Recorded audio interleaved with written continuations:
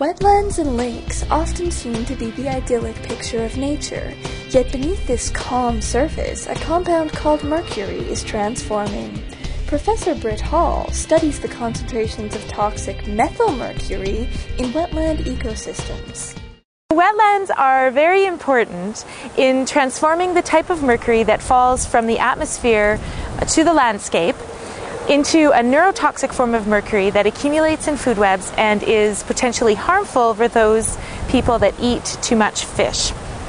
Burning coal for energy causes large emissions of inorganic mercury into the atmosphere.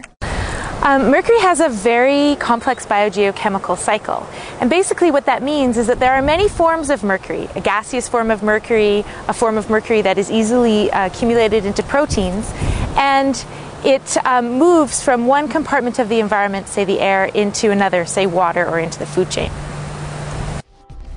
Methylmercury is toxic to developing fetuses and small children, making her research important for public health.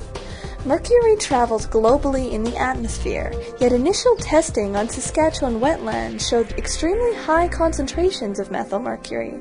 Like a ripple effect, these facts flow into new questions.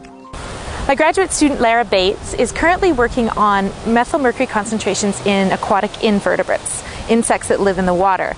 And she's examining whether or not there are differences in mercury concentrations in insects that live in ponds that are surrounded by agricultural areas that are cultivated versus agricultural areas that are left in or restored into a natural grassland state.